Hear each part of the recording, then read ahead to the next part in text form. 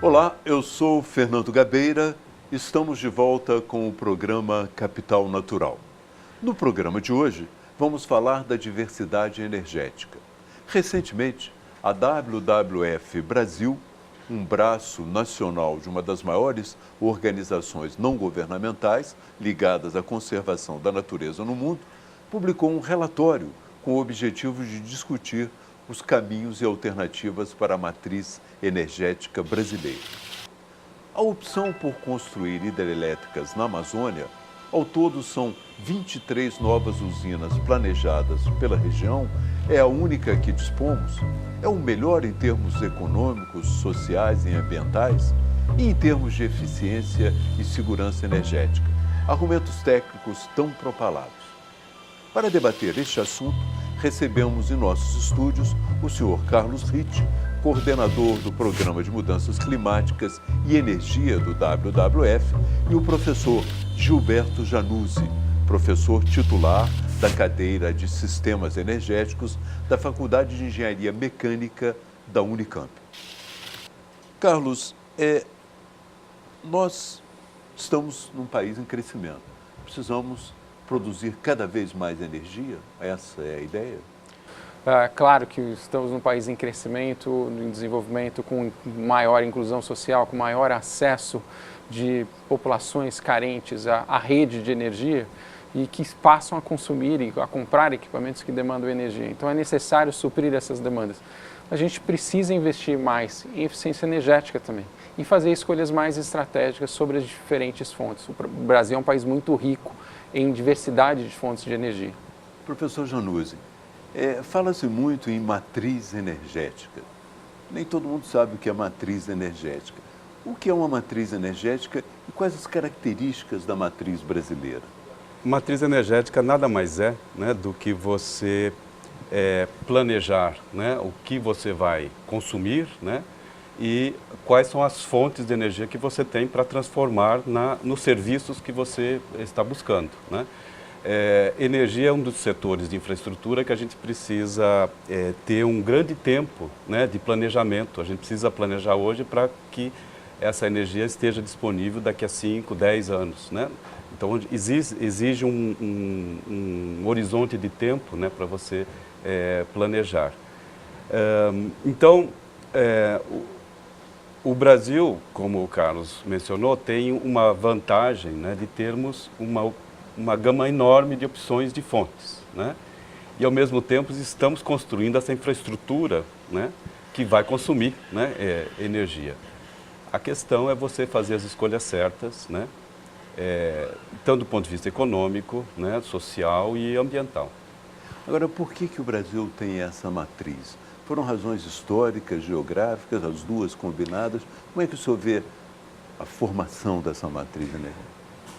Olha, ela tem muito a ver com o tipo de industrialização, basicamente, que o país embarcou. Isso não foi um fenômeno só brasileiro. Desde a Revolução Industrial na Inglaterra, se optou por a gente consumir ou buscar fontes de energia muito centralizadas, como foi o carvão, no começo da Revolução Industrial, e mais tarde o petróleo. E isso configurou um sistema de produção e consumo de energia que é isso que nós herdamos. Então, nós herdamos padrões de consumo que estão muito relacionados com essas tecnologias de fontes fósseis. O nosso desafio é como sair disso. Carlos, na sua opinião, qual é a implicação dessa configuração da matriz, em termos ambientais, de eficiência, de segurança, enfim, quais são as implicações dessa matriz brasileira, na sua opinião? Se nós olharmos os planos de governo, a expansão da geração de energia no país, principalmente de eletricidade, ela vai se dar muito baseada na construção de grandes hidrelétricas na Amazônia. Você mencionou na abertura do programa, são dezenas de projetos de barragens projetadas para a região. Isso provoca impactos sociais e ambientais significativos. Temos discussões acaloradas em torno de alguns dos projetos em implementação agora, como, por exemplo, a usina hidrelétrica de Belo Monte. Então, a implicação de de se concentrar o desenvolvimento energético do país, da geração de eletricidade, numa única fonte, ela implica no aumento desses possíveis impactos sociais e ambientais, comunidades locais, áreas muito sensíveis, e ao mesmo tempo uma concentração de uma fonte que, em determinado momento, ela pode também ser vulnerável. A Amazônia, nós tivemos nos últimos 10 anos 2 grandes secas. Hoje, hidrelétricas no Nordeste também elas sofrem com baixa dos seus reservatórios. Concentrar a fonte ela é de um todo negativo para o país. Professor, é possível, ou pelo menos é desejável mudar isso? E mudar significa uma revolução ou um ajuste no sistema, na sua opinião? Olha, em certa medida é uma revolução, né? Porque a gente está falando, né, de novos conceitos de você produzir e consumir energia, né? Se a gente quiser, né, aproveitar ao máximo ou sair desse tipo de modelo, a gente tem que repensar, inclusive, nossas estruturas de consumo, né? Seriam novos negócios, né, novas indústrias, né, que vão concorrer, né, com as indústrias que já estão estabelecidas, né? Então, é uma revolução nesse sentido, né? A tecnologia hoje em dia está evoluindo num sentido de dar mais independência, inclusive para os consumidores. Descentralizar um pouco. Descentralizar, né? Tem muitos interesses, né, que ficam confrontados com isso, né? Então, no meu entendimento, é uma grande revolução, né, do ponto de vista tecnológico, empresarial, né, e em última análise, de estilo de vida, né? Porque se a gente quiser usar essas novas tecnologias, nós vamos ter também que mudar o padrão de consumo que nós temos hoje em dia. Carlos, um pouco involuntariamente, a gente já está vivendo essa revolução, pelo menos em termos internacionais, não acha? Sim, o desafio, principalmente o desafio das mudanças climáticas, impõe uma necessidade de mudar a configuração da matriz energética mundial. A gente vê investimentos vultuosos em países desenvolvidos e em países em desenvolvimento, muito voltados para energias renováveis, né? Tem um relatório do Programa das Nações Unidas para o Meio Ambiente, mostra que países como China e Estados Unidos, no ano passado, investiram mais de 50 bilhões de dólares apenas em fontes renováveis de baixo impacto. A Índia, só em energia solar, investiu mais de 5 bilhões de dólares. Então, mundo afora, isso está acontecendo, a gente está começando a caminhar nessa direção. Sim, a nossa eólica tem crescido muito também, né? É um elemento na história. O Brasil tem experimentado um grande aumento na energia eólica. Mas agora vamos fazer um intervalo e na volta vamos conhecer e nos aprofundar nas fontes alternativas de energia renovável. Serão elas viáveis? Fique conosco.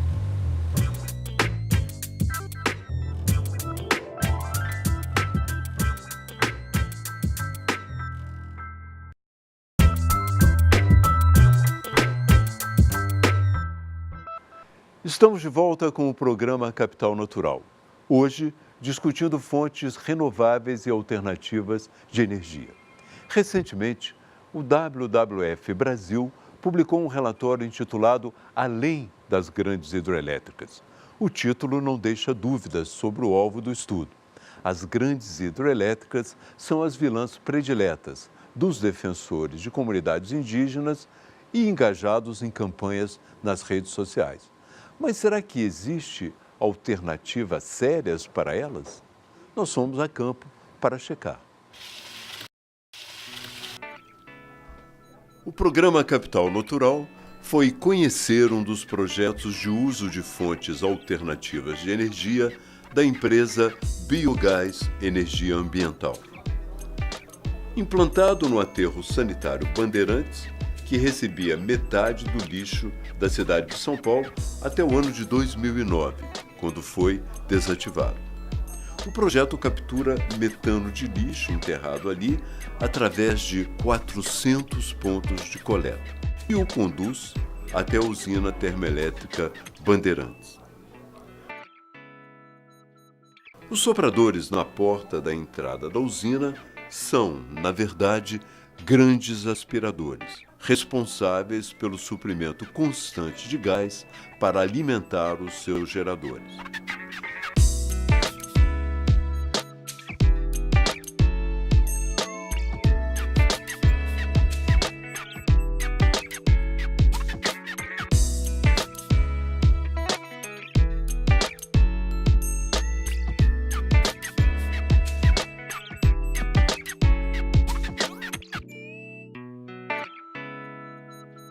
Dentro da usina, 8 geradores recebem a energia do gás e a convertem em energia elétrica, que é enviada à subestação de transmissão, por onde entra na rede de distribuição da concessionária da cidade, com capacidade para atender 300 mil pessoas.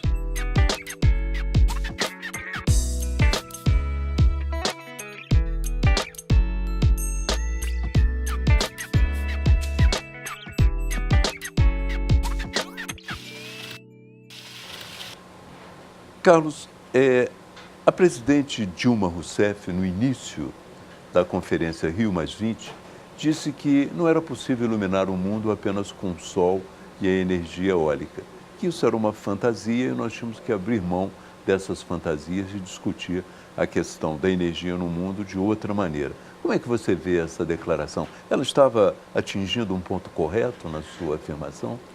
O viés é inapropriado, de fato, porque não acredito que ninguém, seja dentre os ambientalistas, dentre os pesquisadores, os especialistas no tema de energia, defenda o aproveitamento de uma ou duas únicas fontes de energia. O que a gente defende é uma diversificação de fontes. Agora, o potencial que nós temos no Brasil das chamadas fontes alternativas é gigantesco. Em eólica, nós temos hoje, em termos de potencial, mais do que o dobro da demanda de energia atual do país. A gente está falando que a nossa matriz de energia, de eletricidade, deve ser suprida apenas pela fonte eólica? Não, mas que essa fonte ela tem um papel... Deve ser considerada. Deve ser considerada mais do que vem sendo, deve ser considerada. Outras fontes, como o solar, a gente pode dizer que estão engatinhando ainda no país, que dependem muito de desenvolvimento. Mas a gente pode aproveitar de mais. Outros países. Na China não está engatinhando mais o solar. Não, exato. Eles estão liderando a corrida por fontes alternativas. Investem muito em fontes fósseis de energia. A China está sob grandes reservas de carvão mineral, mas eles investem muito mais do que o Brasil. O Brasil investiu em torno de 8 bilhões de dólares no ano passado nessas fontes alternativas, enquanto a China investiu 50. Bem maior. Professor, estamos falando aqui também de uma disputa ideológica. Alguns advogam o fim das hidrelétricas, ou pelo menos não se fazer mais hidrelétrica.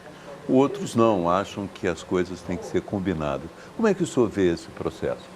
Eu acho que tem que ser combinadas, né? E aí que é importante ter acesso à informação, né? e o conhecimento.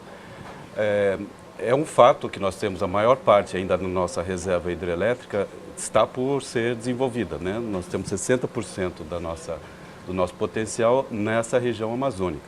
Mas é uma região também com muito problema, né, que a gente até desconhece, né, o real impacto que esses empreendimentos vão ter.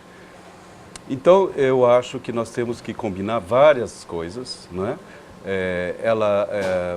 Essas fontes convencionais têm também o seu papel, né? Agora, não se pode eliminar, né, as outras que o Brasil também possui, né?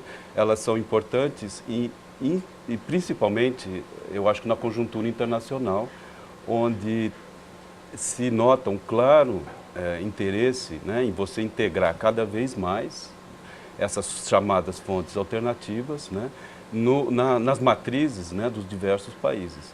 Então, o Brasil não pode perder essa chance, né, de liderar, né, esse esforço. Nós temos todas as condições, né, para aumentar essa porcentagem, né, na nossa matriz, né, dessas outras fontes e deixar as hidrelétricas ir mais devagar, né?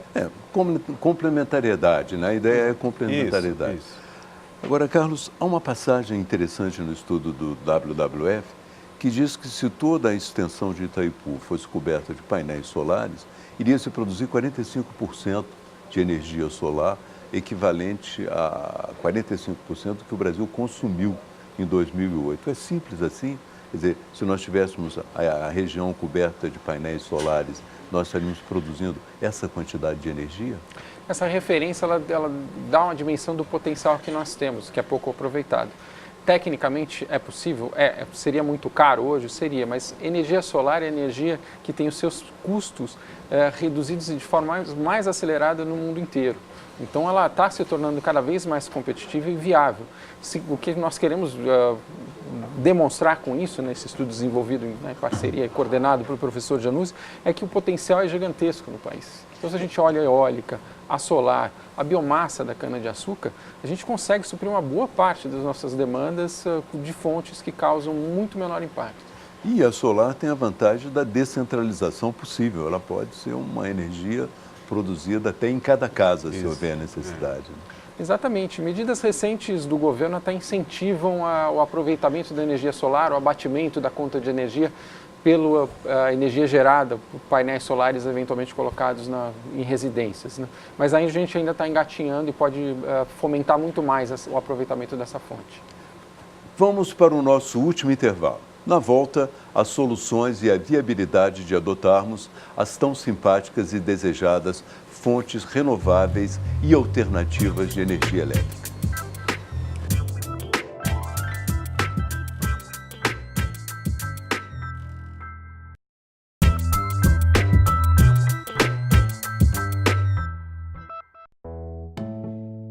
A gente está aqui no Galpão Multiuso do SESC, na exposição Energia. A ideia, né, que surgiu há cerca de 5 anos atrás, né, pela equipe do SESC, uma equipe de pesquisadores da FAPESP, era fazer um mergulho pelo universo da energia, né, as possíveis fontes de energia, desde as mais tradicionais até as mais atuais, as mais curiosas, e trazer isso para o dia a dia do visitante, como as pessoas se relacionam com a energia, com o tema da energia no seu dia a dia, fazendo um apanhado, assim, desde a parte histórica, científica da energia, até a parte mais cultural e como é o cotidiano disso, como a gente relaciona com esse tema no nosso dia a dia. A exposição é dividida em 12 módulos, né? Então o primeiro módulo é o Sol, a principal fonte, né, geradora de energia no planeta Terra, e aí o visitante faz um percurso em torno de todas as fontes de energia que a gente usa, né, desde as mais tradicionais, o petróleo, a energia nuclear, até as fontes de energia renováveis, eólica, as que a gente está menos acostumado. E aí, numa segunda parte, a gente propõe uma reflexão mais para o nosso dia a dia. Então, como que a gente projeta o nosso futuro, tratando do consumo responsável, da energia, como a gente consome e armazena energia no nosso dia a dia, no corpo, na casa, na cidade.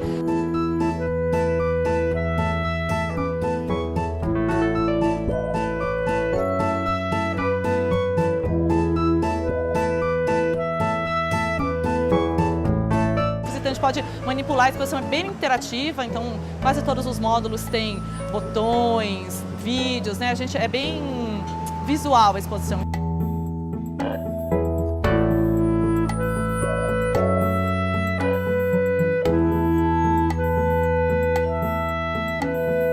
A exposição tem um pouco dessa de trazer esses dados atuais, consumo de energia na cidade, geração de lixo, assim, justamente até para a gente perceber como que a gente atua nesses ambientes.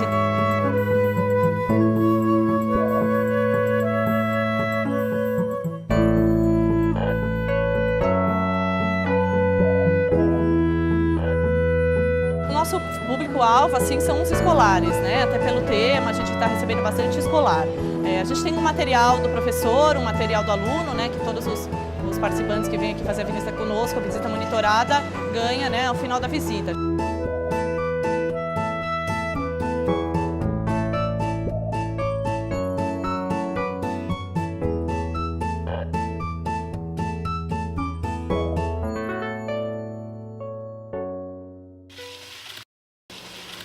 Estamos de volta com o Capital Natural, discutindo diversidade energética no Brasil. Conosco, para esse debate, o senhor Carlos Ritt, coordenador do Programa de Mudanças Climáticas e Energia do WWF Brasil, e o professor Gilberto Januzzi, professor titular da cadeira de Sistemas Energéticos da Faculdade de Engenharia Mecânica da Unicamp. Eu queria voltar ao tema do bloco anterior. Essa complementariedade funciona como? Parece que nem em todos os momentos todos estão disponíveis. Parece que é isso. É a possibilidade de usar o que está disponível num certo momento. É isso? Isso. Eu acho que aí cada fonte tem a sua particularidade, né? Veja, por exemplo, o caso da biomassa aqui no estado de São Paulo, né? O bagaço da cana. que a gente usa, né? A gente usa a cana para fazer o etanol, para produzir o etanol, mas também usa o bagaço para gerar eletricidade. E esse bagaço ele está mais disponível no período do ano, que é o período seco, né? Então, o período onde a gente tem menos água. Então, essa complementariedade é muito interessante, né? Porque uma fonte vai estar mais disponível no momento em que a fonte hídrica, né, não está tão disponível. E a gente tem a mesma coisa com relação à energia eólica no Nordeste, né? Ela venta mais, né, no período seco, né? Então, essa é uma outra vantagem, né, que a gente tem que aproveitar, né? Então, veja como a gente tem que ser mais estratégico, né, para gerenciar os nossos próprios recursos. Exatamente. Ô Carlos, como na imensa variedade de questões ligadas ao desenvolvimento, essas novas tecnologias custam dinheiro. Sim. E elas implicam, para se adaptar às necessidades do planeta, em custos maiores. Existe alguma possibilidade de realizar isso sem transferir necessariamente os custos para o consumidor, isto é, sem aumentar o preço da energia elétrica? Então, hoje é possível a gente, digamos, direcionar incentivos, subsídios para essas fontes. A gente tem que lembrar que no Brasil a gente ainda tem subsídios que sustentam e que apoiam e fomentam o aproveitamento de fontes fósseis, inclusive o próprio carvão mineral, que é a fonte mais suja de energia que nós temos no país hoje, em pequena escala, mas ainda sendo aproveitado. Então, direcionar esses subsídios e incentivos para as fontes alternativas vai permitir preços competitivos, preços oferecidos de energia oferecidos ao consumidor adequados e vai permitir também atrair investimentos de forma que, ao longo do tempo, a cadeia de produção se desenvolva e os custos da geração dessas fontes alternativas se tornem mais e mais competitivos. Professor, e o papel do governo nisso? Ele pode, de uma certa maneira, induzir a mudança? Há exemplos de intervenções do governo que foram bem-sucedidas nesse campo? Sem dúvida, o papel do governo é muito importante, né, para estruturar um conjunto de políticas, não é, para tornar viável, criar mercado, né, para essas novas tecnologias. Isso tem sido praticado, olha, e no Brasil a gente teve o maior exemplo, talvez, que a gente tem aqui no Brasil, foi o próprio programa do álcool, né? Foi um programa de governo que hoje em dia, né, nos possibilita ter o etanol a preço competitivo, né? E a mesma coisa aconteceu com a energia eólica, né? Você precisa de um grande esforço, né, de investimento público em pesquisa e desenvolvimento. À medida que isso vai amadurecendo, o próprio setor privado não é capaz de aproveitar e criar o que o Carlos falou, criar uma escala, né, necessária. E eu queria também lembrar que o governo tem um papel fundamental em estruturar um consumo eficiente, porque nós não podemos pensar, tá certo, que vai existir energia suficiente, não é, se a gente persistir com uma infraestrutura de consumo totalmente inadequada, né?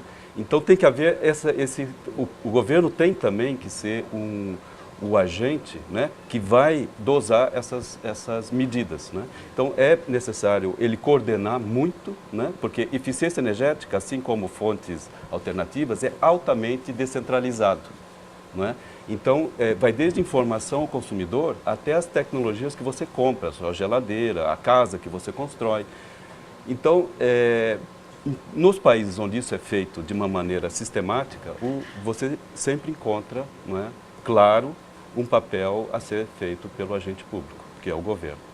No estudo do WWF fala-se na economia de escala, no PROINFA. Como é que isso é visto no estudo? Como é que a gente pode entender esse processo? A economia de escala funcionando no sentido de baratear o custo da energia. Então, o PROINFA foi um programa que o governo acertadamente implementou no país de forma a fomentar o aproveitamento das fontes chamadas alternativas de energia. Então, o papel do Estado, que o professor Januzzi mencionou muito bem, ele permitiu ao longo do tempo que os setores, por exemplo, o setor de eólica se desenvolvesse a ponto de que, no momento em que o governo abriu leilões para a contratação de nova energia, a energia eólica, o setor de energia eólica, os investidores de energia eólica conseguissem oferecer energia a preços competitivos e comparáveis a outras fontes. Então, esse é o tipo de intervenção do poder público que foi muito positivo, que que ainda é necessário para consolidar o mercado dessas fontes, e é fundamental para uma fonte que é muito incipiente no país, que é a energia solar.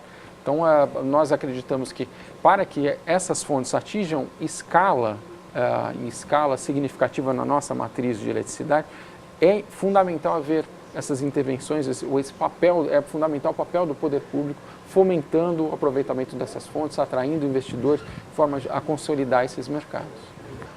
O estudo do WWF fala em redirecionamento dos subsídios, redirecionar os subsídios para obter uma nova eficácia. Como é isso? Como é que o estudo vê isso? Bom, nós temos, por exemplo, isenção de impostos para fomentar algumas fontes, né? Ou subsídios que permitem que o preço da energia contratada de determinadas fontes chegue a um preço razoável para o consumidor. É o que acontece com fontes térmicas, por exemplo. A gente paga para manutenção das usinas térmicas a carvão, mesmo que a energia sequer seja aproveitada, só para deixá-la como reserva. Na hora que entra o governo demanda, ela entra e fornece energia para a nossa matriz, o consumidor vai se aproveitar daquela fonte de energia.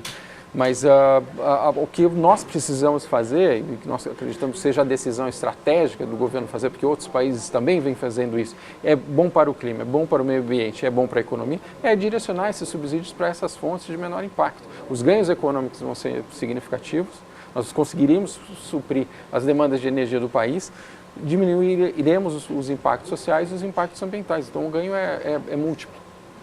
Vou fazer agora uma pergunta para ambos, para a gente terminar o programa. Quais são as perspectivas reais de mudança na matriz energética brasileira? Quais são as chances que nós temos de diminuir a dependência das grandes e custosas hidroelétricas? Em termos de potencial, nosso potencial é imenso. Basta que a gente tenha decisão política e opte pelas fontes, por uma diversificação de fontes, com aproveitamento maior dessas chamadas fontes alternativas, para que elas deixem de ser apenas alternativas, elas se tornem fontes principais na nossa matriz de energia. E é preciso integração de políticas para fomentar o aproveitamento dessas fontes. Subsídios e incentivos aliados a políticas de ciência e tecnologia no país são muito importantes. Medidas que fomentem o consumo eficiente por parte do consumidor final são muito importantes. Isso nos permitiria aproveitamento melhor dessas fontes. Nós, em termos de potencial, somos privilegiados no Brasil. Então, a gente pode melhorar o aproveitamento de tudo isso. Professor, então eu vou afinar um pouco a pergunta. Quer dizer, quais são as nossas perspectivas reais, quer dizer, em relação às fontes que nós temos, mas quais são as perspectivas reais em relação também ao nosso estado subjetivo ainda, em direção de uma mudança mais ampla? Olha, eu acho que o Brasil tem um desafio enorme, né? A tentação é muito grande, não é? Porque nós, como nós mencionamos, temos um potencial hidrelétrico enorme, não é? E também temos um pré-sal, tá certo? A tentação, não é, de você acentuar ainda mais, né, uma dependência desse tipo de tecnologia é muito grande, né? Agora, por outro lado, nós também temos, né, a possibilidade de sairmos, né, desse tipo de modelo, né, porque nós também temos essas outras fontes, né, e somos um país em crescimento, né, um país ainda que pode planejar sua infraestrutura de maneira mais adequada para aproveitar essas novas, né, tecnologias. E aí, eu acho que é uma decisão que não cabe a uma pessoa, né? Eu acho que é uma decisão que cabe fomentar essa discussão, né? Quer dizer, os tomadores de decisão, eles têm que estar bem informados, e a população também, né? Que o Brasil, nos próximos 50 anos, vai ter que fazer uma escolha. Achar o seu caminho. Achar o seu caminho. Eu agradeço muito a presença dos dois, e o programa Capital Natural fica por aqui. Agradeço a presença dos nossos convidados, Carlos Ritt, coordenador do Programa de Mudanças Climáticas e Energia do WWF Brasil, e o professor Gilberto Januzzi, professor titular da cadeira de Sistemas Energéticos da Faculdade de Engenharia Mecânica da Unicamp.